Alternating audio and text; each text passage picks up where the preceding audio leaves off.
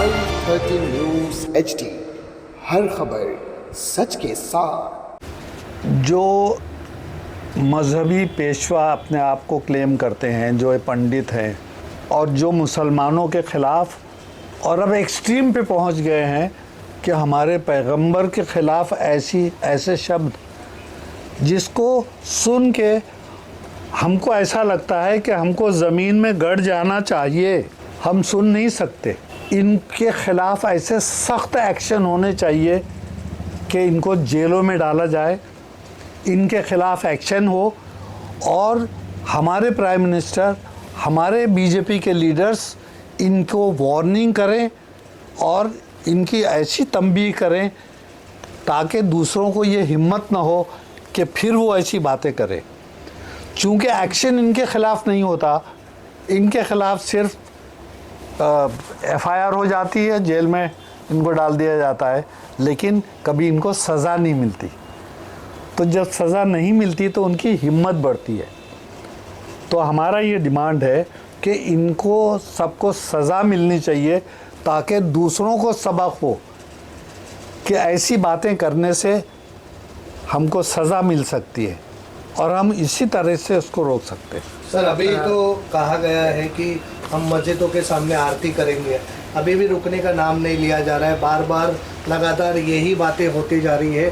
क्या वजह है कि अमन और शांति के इस देश में इस तरीके का बयान आना कितना वातावरण को बिगाड़ने का काम है? ये सब बीजेपी की या RSS के लोग हैं, जिनमें सब लोग नहीं हैं।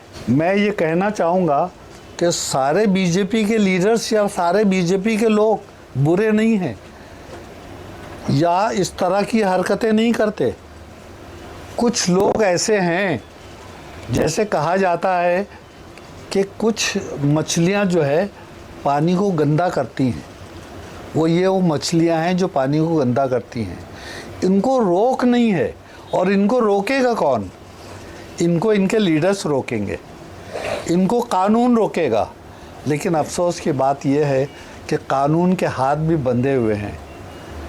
वो सिर्फ इनके अगेंस्ट जो है इनके अगेंस्ट कोर्ट के अंदर केसेस चला सकते हैं, लेकिन इनकी सज़ा नहीं होती और ये माफ़ कर दिए जाते हैं। ये बाहर आते हैं और फिर कहते हैं, जैसे कि मैं इसका नाम बताऊंगा जिसने अभी रिसेंटली ये हरकत की है गाज़ियाबाद में, नंद किशोर MLA है जी, यतीन नरसिम्हानंद। उसको इसके पहले एक मरतबा अरेस्ट किया जा चुका था, वो जेल गया था, उसको बेल हुई और उसको वार्निंग दी गई थी इस इशू पे, बेल हुई उसकी कि दूसरी बार तुम ऐसी बातें, ऐसी हरकतें नहीं करना। कानून में, कॉन्स्टिट्यूशन में सेक्शन 153A है ऑलरेडी, लेकिन किसी को कोर्ट की परवाह नहीं, किसी को कानून की परवाह नहीं। वो बाहर आते हुए ही फिर से उसने ये हरकत की। सर, जिस तरह से अभी आपने ब्रीफ किया और आपके पूरे बातों का लुबे-लुबाब ये नज़र आया कि मुसलमानों को पॉलिटिकल स्ट्रॉन्ग होना चाहिए और एक तरफ आपने मुस्लिम लीग की भी बात की कि क्यों मुस्लिम लीग जैसी पार्टी नहीं बनती। आज की डेट में अगर देखें तो केरला से मुस्लिम लीग निकलकर जब महाराष्ट्र में आई थी, MPs हुए, कॉरपोरेटर हुए, लेकिन उनको तोड़ने का काम और मुस्लिम लीग को ख़त्म करने का काम भी समाजवादी ने किया। यहाँ से MPs निकले, यहाँ से कॉरपोरेटर निकले, आज वो पार्टी यहाँ बिल्कुल ख़त्म हो चुकी है। लेकिन आप केरला में देखें, RSS की सबसे ज़्यादा शाखा इंडिया के अंदर केरला में है, लेकिन उसके बावजूद वहाँ कुछ नहीं कर पाते क्योंकि मुस्लिम लीग वहाँ रूल कर रही है।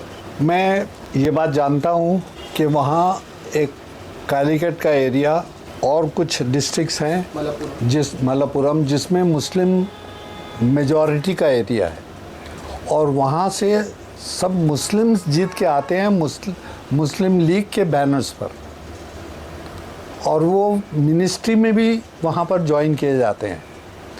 लेकिन वो हालात हिंदुस्तान के दूसरी जगहों में नहीं है। मुसलमानों में एक तरह से डर है और डर इस बात का है कि और उन मुसलमानों को डर अपनी खुद की पार्टी से भी है। अगर वो कांग्रेस का है तो कांग्रेस से डरता है, समाजवादी से है तो समाजवादी से भी डरता है। वो जो सियासी पार्टी में है उससे वो डरता है। कि अगर मैं ख़िलाफ़ कुछ भी कहूँगा या मैं प्रोटेस्ट करूँगा तो मुझे पार्टी से निकाल दिया जाएगा। तो आप अपने फ़ायदे के लिए, अपने मतलब के लिए, अपने मकसद को कुर्बान करते हैं। तो जब तक ये जज्बा, जैसे कि देखा गया है मिडल ईस्ट के अंदर कि हमास ने जो है वो अपनी जानें गंवा दी और इतने हज़ारों लोगों को कुर्बान कर दिया, फिर भी अपनी जगह पे अड़े रहे और लड़ते रहे और लड़ रहे हैं। वो जज्बा जब आएगा तब जो है ये डर का माहौल और इस लालच का माहौल ख़त्म होगा। सर, महाराष्ट्र के होम मिनिस्टर के देश में फिर से बंटवारा कर दो, तो ये कहाँ तक के सही है? कॉन्स्टिट्यूशन के हद में ये बोल रहे हैं और इन बोलने वालों पर किस तरीके की कार्रवाई होनी चाहिए? देखिए, हिंदुस्तान का बंटवारा होने की कोई ज़रूरत नहीं है, इसलिए कि 1950 के अंदर कॉन्स्टिट्यूशन बना और 1950 के कॉन्स्टिट्यूशन के अंदर जो प्रोटेक्शन दिया गया है हर कम्युनिटी के लिए, या कॉन्स्टिट्यूशन हमारा ये कहता है कि आपको पूरी आज़ादी है कोई भी अक़ीदे की, कोई भी मज़हब की, कोई भी ज़बान की, उसके अंदर किसी की रोक नहीं है, किसी सरकार का उसमें इंटरफेरेंस नहीं है। लेकिन अफसोस की बात यह है कि इसी कॉन्स्टिट्यूशन को जो हमको प्रोटेक्शन दे रहा है बदलने की कोशिश की जा रही है। इस पर भी आवाज़ जो है उठाने की ज़रूरत है और एक बन के आवाज़ उठाने की ज़रूरत है। हाल ही में सर, महाराष्ट्र के जो होम मिनिस्टर है वो कहते हैं कि हम नीतीश राणे को उनके बयानों से रोक नहीं सकते क्योंकि वो हिंदूवादी पोस्टर बॉय है और हमारी पार्टी हिंदुत्ववाद को सपोर्ट करती। इसको कैसे देखते हैं आप? उसके इस स्टेटमेंट पर खुद हिंदुओं ने कंडेम किया। नीतीश राणे के स्टेटमेंट को किसी ने लाइक नहीं किया, लेकिन अफसोस की बात यह है कि ये लीडरान जो हमारे हैं मुल्क के और ये बीजेपी पार्टी और आरएसएस के, ये लोग जो है इन छोटे लोगों से बुलवाते हैं, इसलिए कि खुद नहीं बोलते।